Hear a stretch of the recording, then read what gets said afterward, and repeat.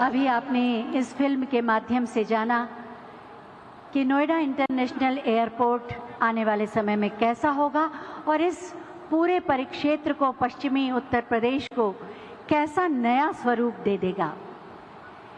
एक दीपक लड़ रहा है अनवरत अंधियारों से, लड़ रहा है कालिमा के क्रूरतम प्रहारों से। सूर्य की पहली किरण तक युद्ध ये चलता रहे। एक दीपक लड़ रहा है, ये दीपक जलता रहे। देश के 130 करोड़ भारतीयों का आशीर्वाद, भरोसा और विश्वास है माननीय प्रधानमंत्री माननीय श्री नरेंद्र मोदी जी, जिनकी नई दिशा दृष्टि ने राष्ट्र को एक नए स्वरूप में परिभाषित किया है। मैं बहुत ही आदर के साथ माननीय प्रधानमंत्री महोदय से अनुरोध करूंगी कि अपने उद्बोधन से हमारा मार्ग प्रशस्त करें। भारत माता की।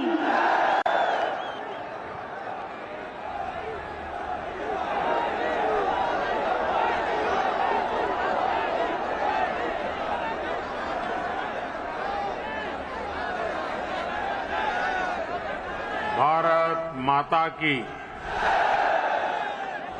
भारत माता की। उत्तर प्रदेश के लोकप्रिय कर्मयोगी मुख्यमंत्री श्रीमान योगी आदित्यनाथ जी, यहां के कर्मठ हमारे पुराने साथी उप मुख्यमंत्री श्री केशव प्रसाद मौर्य जी, केंद्रीय मंत्रिपरिषद में मेरे सहयोगी श्री ज्योतिरादित्य सिंधिया जी, जनरल बीके सिंह जी, संजीव बालियान जी, एसपी सिंह बघेल जी, बीएल वर्मा जी, उत्तर प्रदेश सरकार में मंत्री श्री लक्ष्मी नारायण चौधरी जी, श्री जयप्रताप सिंह जी, श्रीकांत शर्मा जी, भूपेंद्र चौधरी जी, नंदगोपाल गुप्ता जी, अनिल शर्मा जी, धर्मसिंह सैनी जी, अशोक कटारिया जी, श्री जी.एस. धर्मेश जी, संसद में मेरे साथी डॉक्टर महेश शर्मा जी, श्री सुरेंद्र सिंह नागर जी, श्री भोला सिंह जी, स्थानीय विधायक श्री धीरेन्द्र सिंह जी, मंच पर विराजमान अन्य सभी जनप्रतिनिधिगण और विशाल संख्या में हम सबको आशीर्वाद देने के लिए आए हुए मेरे प्यारे भाइयों और बहनों, आप सभी को, देश के लोगों को, उत्तर प्रदेश के हमारे कोटि कोटि भाई बहनों को नोएडा इंटरनेशनल एयरपोर्ट के भूमि पूजन की बहुत बहुत बधाई।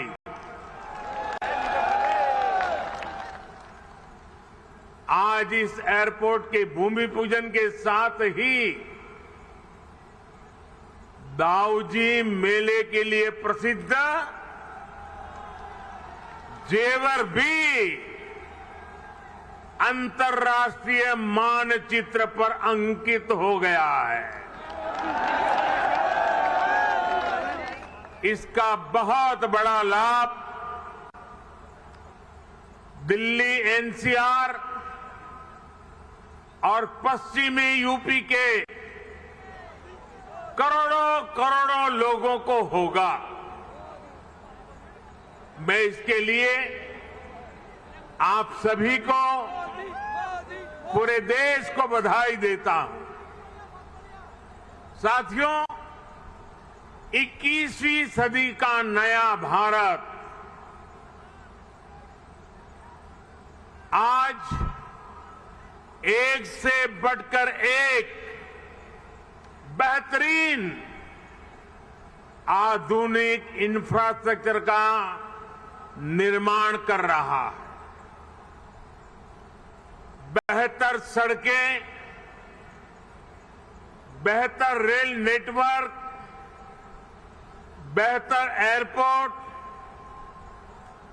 ये सिर्फ इंफ्रास्ट्रक्चर प्रोजेक्ट्स ही नहीं होते, बल्कि ये पूरे क्षेत्र का कायाकल्प कर देते हैं, लोगों का जीवन पूरी तरह से बदल देते हैं। गरीब हो या मध्यम वर्ग, किसान हो या व्यापारी, मजदूर हो या उद्यमी, हर किसी को इसका बहुत बहुत लाभ मिलता है। इंफ्रास्ट्रक्चर प्रोजेक्ट्स की ताकत और बढ़ जाती है जब उनके साथ सीमलेस कनेक्टिविटी हो, लास्ट माइल कनेक्टिविटी हो। नोएडा इंटरनेशनल एयरपोर्ट कनेक्टिविटी की दृष्टि से भी एक बेहतरीन मॉडल बनेगा। यहां आने जाने के लिए टैक्सी से लेकर मेट्रो और रेल तक हर तरह की कनेक्टिविटी होगी। एयरपोर्ट से निकलते ही आप सीधे यमुना एक्सप्रेसवे पर आ सकते हैं। Noida, greater Noida express way तक जा सकते हैं। यूपी, दिल्ली, हरियाणा कहीं भी जाना है तो थोड़ी सी देर में पेरिफेरल एक्सप्रेस वे पहुंच सकते हैं। और अब तो दिल्ली मुंबई एक्सप्रेस वे भी तैयार होने वाला है।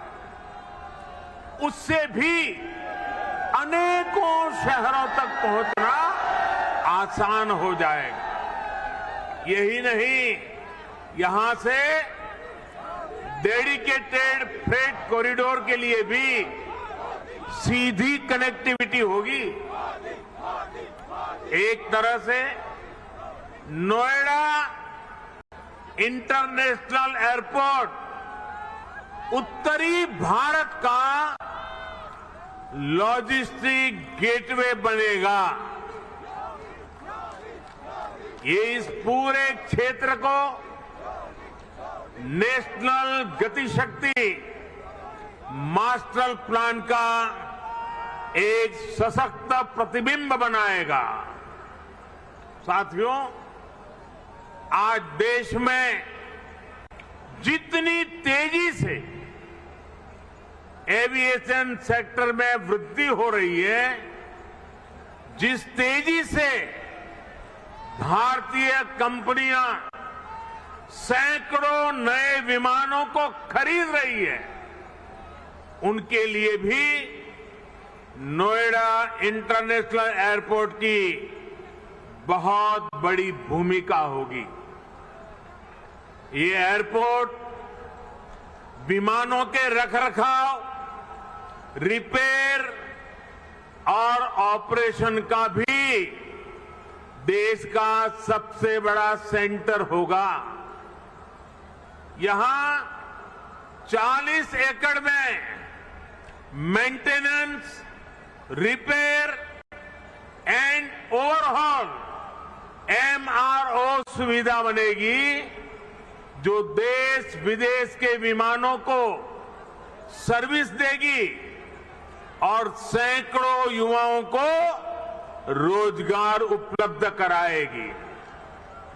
आप कल्पना कीजिए, आज भी हम अपने 85% विमानों को MRO सेवा के लिए विदेश भेजते हैं और इस काम के पीछे हर वर्ष 15,000 करोड़ रुपए खर्च होते हैं।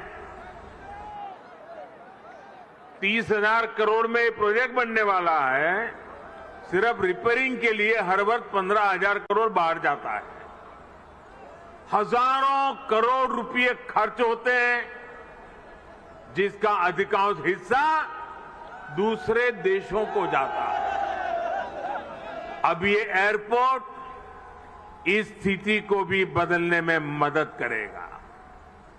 भाइयों और बहनों, इस एयरपोर्ट के माध्यम से पहली बार देश में integrated multi modal cargo hub की इसकी भी कल्पना साकार हो रही है। इससे इस पूरे क्षेत्र के विकास को एक नई गति मिलेगी, एक नई उड़ान मिलेगी। हम सभी ये जानते हैं कि जिन राज्यों की सीमा समंदर से सटी होती है, उनके लिए बंदरगाह, पोर्ट बहुत बड़े एसेट होते हैं। विकास के लिए उसकी एक बहुत बड़ी ताकत काम आती है। लेकिन यूपी जैसे लैंडलॉक्ड राज्यों के लिए यही भूमिका एयरपोर्ट की होती है। यहां अलीगढ़, मथुरा, मेरठ, आगरा, बिजनौर, मुरादाबाद, बरेली ऐसे अनेकों औद्योगिक क्षेत्र हैं। यहां सर्विस सेक्टर का बड़ा इकोसिस्टम भी है और एग्रीकल्चर सेक्टर में भी पश्चिमी उत्तर प्रदेश की अहम हिस्सेदारी है। अब इन क्षेत्रों का सामर्थ्य भी बहुत ज्यादा बढ़ जाएगा। इसलिए ये इंटरनेशनल एयरपोर्ट एक्सपोर्ट के एक बहुत बड़े केंद्र को अंतर्राष्ट्रीय बाजारों से सीधे कनेक्ट करेगा। अब यहां के किसान साथी, विशेष रूप से छोटे किसान, फल, सब्जी, मछली जैसी जल्दी खराब होने वाली उपज को सीधे एक्सपोर्ट कर पाएंगे। हमारे जो खुर्जा क्षेत्र के कलाकार हैं, मेरठ की स्पोर्ट्स इंडस्ट्री है, सहारनपुर का फर्नीचर है, मुरादाबाद का पीतल उद्योग है, आगरा का फुटवियर और पैठा है, पश्चिमी यूपी के अनेक एमएसएमईज को भी विदेशी मार्केट तक पहुंचने में अब और आसानी होगी। साथियों, किसी भी क्षेत्र में एयरपोर्ट के आने से परिवर्तन का एक ऐसा चक्र शुरू होता है जो चारों दिशाओं को लाभ पहुंचाता है। हवाई अड्डे के निर्माण के दौरान रोजगार के हजारों अवसर बनते हैं। हवाई अड्डे को सुचारू रूप से चलाने के लिए भी हजारों लोगों की आवश्यकता होती है। पश्चिमी यूपी के हजारों लोगों को ये एयरपोर्ट नए रोजगार भी देगा। राजधानी के पास होने से पहले ऐसे क्षेत्रों को एयरपोर्ट जैसी सुविधाओं से नहीं जोड़ा जाता था। माना जाता था कि दिल्ली में तो एयरपोर्ट और दूसरी सुविधाएं है ही। हमने इस सोच को बदला। आज देखिए, हमने हिंडन एयरपोर्ट को यात्री सेवाओं के लिए चालू किया। इसी प्रकार हरियाणा के हिसार में भी एयरपोर्ट पर तेजी से काम चल रहा है। भाइयों और बहनों, जब एयर कनेक्टिविटी बढ़ती है तो टूरिज्म भी उतना ही ज्यादा फलता फूलता है। हम सभी ने देखा है कि माता वैष्णो देवी की यात्रा हो या फिर केदारनाथ यात्रा, हेलीकॉप्टर सेवा से जुड़ने के बाद वहां श्रद्धालुओं की संख्या में निरंतर बढ़ोतरी हो रही है। पश्चिमी यूपी के प्रसिद्ध टूरिस्ट और आस्था से जुड़े बड़े केंद्रों के लिए नोएडा इंटरनेशनल एयरपोर्ट भी यही काम करने वाला है। साथियों, आजादी के 7 दशक बाद पहली बार उत्तर प्रदेश को वो मिलना शुरू हुआ है जिसका वो हमेशा से हकदार रहा है। डबल इंजन की सरकार के प्रयासों से आज उत्तर प्रदेश देश के सबसे कनेक्टेड क्षेत्र में परिवर्तित हो रहा है। यहां पश्चिमी यूपी में भी लाखों करोड़ रुपए के प्रोजेक्ट पर तेजी से काम चल रहा है। रैपिड रेल कॉरिडोर हो, एक्सप्रेस वे हो, मेट्रो कनेक्टिविटी हो, पूर्वी और पश्चिमी समंदर से यूपी को जोड़ने वाले डेडिकेटेड फ्रेट कॉरिडोर हो, ये आधुनिक होते उत्तर प्रदेश की नई पहचान बन रहे हैं। आजादी के इतने सालों तक तो उत्तर प्रदेश को ताने सुनने के लिए मजबूर कर दिया गया था। कभी गरीबी के ताने, कभी जात पात की राजनीति के ताने, कभी हजारों करोड़ रुपयों के घोटालों के ताने, कभी खराब सड़कों के ताने, कभी उद्योगों के अभाव के ताने, कभी ठप पड़े विकास के ताने, कभी अपराधी माफिया और राजनीति के गठजोड़ के ताने। यूपी के कोटि कोटि सामर्थ्यवान लोगों का यही सवाल था कि क्या वाकई कभी यूपी की एक सकारात्मक छवि बन पाएगी कि नहीं बन पाएगी।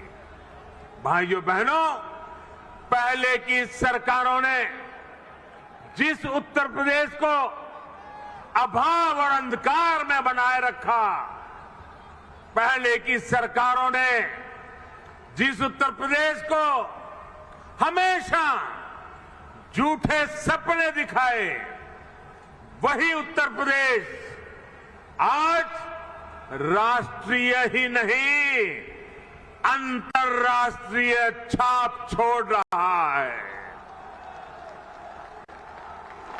आज यूपी में अंतर्राष्ट्रीय स्तर के मेडिकल संस्थान बन रहे हैं। आज यूपी में अंतर्राष्ट्रीय स्तर के शिक्षण संस्थान बन रहे हैं। अंतर्राष्ट्रीय स्तर के हाईवे, एक्सप्रेसवे, अंतर्राष्ट्रीय स्तर की रेल कनेक्टिविटी। आज यूपी मल्टीनेशनल कंपनियों के निवेश का सेंटर है। ये सब कुछ आज हमारे यूपी में हो रहा है। इसलिए ही आज देश और दुनिया के निवेशक कहते हैं, उत्तर प्रदेश यानी उत्तम सुविधा, निरंतर निवेश। यूपी की इसी अंतर्राष्ट्रीय पहचान को यूपी की इंटरनेशनल एयर कनेक्टिविटी नए आयाम दे रही है। आने वाले 2-3 सालों में जब एयरपोर्ट काम करना शुरू करेगा तो यूपी 5 इंटरनेशनल एयरपोर्ट वाला राज्य बन जाएगा। साथियों, यूपी में और केंद्र में पहले जो सरकारें रही उन्होंने कैसे पश्चिमी उत्तर प्रदेश के विकास को नजरअंदाज किया, उसका एक उदाहरण ये जेवर एयरपोर्ट भी है। 2 दशक पहले यूपी की भाजपा सरकार ने इस प्रोजेक्ट का सपना देखा था, लेकिन बाद में ये एयरपोर्ट अनेक सालों तक दिल्ली और लखनऊ में पहले जो सरकारें रही उनकी खींचतान में उलझा रहा। यूपी में पहले जो सरकार थी उसने तो बकायदा चिट्ठी लिखकर तब की केंद्र सरकार को कह दिया था इस एयरपोर्ट के प्रोजेक्ट को बंद कर दिया जाए। अब डबल इंजन की सरकार के प्रयासों से आज हम उसी एयरपोर्ट के भूमि पूजन के साक्षी बन रहे हैं। वैसे साथियों, मैं आज एक बात और कहूंगा। मोदी योगी भी अगर चाहते तो 2017 में सरकार बनते ही यहां आकर के भूमि पूजन कर देते, फोटो खिंचवा देते, अखबार में प्रेस नोट भी छप जाती। और अगर ऐसा हम करते तो पहले की सरकारों की आदत होने के कारण हम कुछ गलत कर रहे हैं ऐसा भी लोगों को नहीं लगता। पहले राजनीतिक लाभ के लिए आनन फानन में रेवड़ियों की तरह इंफ्रास्ट्रक्चर प्रोजेक्ट की घोषणाएं होती थी, कागजों पर लकीरें खींच दी जाती थी, लेकिन प्रोजेक्ट्स जमीन पर कैसे उतरेंगे, अड़चनों को दूर कैसे करेंगे, धन का प्रबंध कहां से करेंगे, इस पर विचार ही नहीं होता था। इस कारण से प्रोजेक्ट दशकों तक तैयार नहीं होते थे, घोषणा हो जाती थी। प्रोजेक्ट की लागत कई गुना बढ़ जाती थी, फिर बहानेबाजी शुरू होती थी, देरी का ठिकरा दूसरों पर फोड़ने की कसरत होती थी। लेकिन हमने ऐसा नहीं किया, क्योंकि इंफ्रास्ट्रक्चर हमारे लिए राजनीति का नहीं बल्कि राष्ट्र नीति का हिस्सा है, भारत के उज्जवल भविष्य की एक जिम्मेवारी है। हम ये सुनिश्चित कर रहे हैं कि प्रोजेक्ट अटके नहीं, प्रोजेक्ट लटके नहीं, प्रोजेक्ट भटके नहीं। हम ये सुनिश्चित करने का प्रयास करते हैं कि तय समय के भीतर ही इंफ्रास्ट्रक्चर का काम पूरा किया जाए। देरी होने पर हमने जुर्माने का भी प्रावधान किया है। साथियों, पहले किसानों की जमीनों को लेकर जिस तरह की गड़बड़ियां होती थी, उसे वो भी प्रोजेक्ट की देरी में बहुत बड़ा रोड़ा बन जाती थी। यहीं आसपास पहले की सरकारों के दौरान अनेक ऐसे प्रोजेक्ट हैं जिनके लिए किसानों से जमीन तो ली गई, लेकिन उनमें या तो मुआवजे से जुड़ी समस्याएं रही या फिर सालों साल वो जमीन बेकार पड़ी है। हमने किसान हित में, प्रोजेक्ट के हित में, देश के हित में इन अड़चनों को भी दूर किया। हमने ये सुनिश्चित किया कि प्रशासन किसानों से समय पर पूरी पारदर्शिता के साथ भूमि खरीदे और तब जाकर 30,000 करोड़ रुपए की इस परियोजना का आज हम भूमि पूजन करने के लिए आगे बढ़े हैं। साथियों, आज हर सामान्य देशवासी के लिए क्वालिटी इंफ्रास्ट्रक्चर, क्वालिटी सुविधा सुनिश्चित की जा रही है। देश का आम नागरिक हवाई सफर कर सके, ये सपना भी आज उड़ान योजना ने सच कर दिखाया है। आज जब कोई साथी खुश होकर कहता है कि अपने घर के पास के हवाई अड्डे से उसने अपने माता पिता के साथ पहली बार हवाई यात्रा की है, जब वो अपनी फोटो को साझा करता है तब मुझे लगता है कि हमारे प्रयास सफल है। मुझे खुशी है, अकेले यूपी में ही बीते वर्षों में 8 एयरपोर्ट से फ्लाइट शुरू हो चुकी है, कई पर अभी भी काम चल रहा है।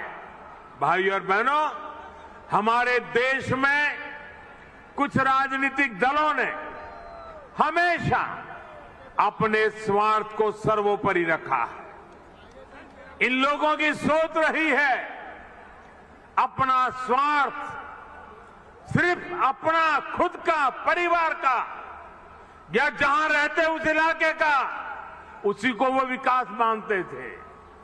जबकि हम राष्ट्र प्रथम, नेशन फर्स्ट की भावना पर चलते हैं। सबका साथ, सबका विकास, सबका विश्वास, सबका प्रयास, यही हमारा मंत्र है। यूपी के लोग गवाह है, देश के लोग गवाह है। बीते कुछ हफ्तों में कुछ राजनीतिक दलों द्वारा किस तरह की राजनीति हुई, लेकिन भारत विकास के रास्ते से नहीं हटा। कुछ समय पहले ही भारत ने 100 करोड़ वैक्सीन डोज से कठिन पड़ाव को पार किया है। इसी महीने की शुरुआत में भारत ने वर्ष 2070 तक नेट जीरो के लक्ष्य का ऐलान किया है। कुछ समय पहले ही कुशीनगर में इंटरनेशनल एयरपोर्ट का लोकार्पण किया गया। यूपी में ही एक साथ 9 मेडिकल कॉलेज की शुरुआत करके देश के हेल्थ इंफ्रास्ट्रक्चर को मजबूत किया गया। महोबा में नए डैम और सिंचाई परियोजनाओं का लोकार्पण हुआ, तो झांसी में डिफेंस कॉरिडोर के काम ने गति पकड़ी। पिछले हफ्ते ही पूर्वांचल एक्सप्रेसवे यूपी वासियों को समर्पित किया गया। उससे एक दिन पहले ही हमने जनजातीय गौरव दिवस मनाया। मध्य प्रदेश में एक बहुत ही भव्य और आधुनिक रेलवे स्टेशन का लोकार्पण किया गया। इसी महीने ही महाराष्ट्र के पंढरपुर में सैकड़ों किलोमीटर के नेशनल हाईवे का लोकार्पण कर और शिलान्यास किया गया। और अब आज नोएडा इंटरनेशनल एयरपोर्ट का भूमि पूजन हुआ है। हमारी राष्ट्रभक्ति के सामने, हमारी राष्ट्र सेवा के सामने कुछ राजनीतिक दलों की स्वार्थ नीति कभी टिक नहीं सकती। साथियों, आज देश में 21वीं सदी की आवश्यकताओं को ध्यान में रखते हुए अनेक आधुनिक प्रोजेक्ट पर तेजी से काम चल रहा है। यही गण और सशक्त भारत की गारंटी है। यही प्रगति, सुविधा, सुगमता से लेकर सामान्य भारतीय की समृद्धि को सुनिश्चित करने वाली है। आप सभी के आशीर्वाद से, डबल इंजन सरकार की प्रतिबद्धता से यूपी में इसमें अग्रणी भूमिका निभाएंगे। हम मिलकर आगे बढ़ेंगे। इसी विश्वास के साथ आपको अंतर्राष्ट्रीय एयरपोर्ट की फिर एक बार बहुत बहुत बधाई। मेरे साथ बोलिए, भारत माता की, भारत माता की, भारत माता की। बहुत बहुत धन्यवाद।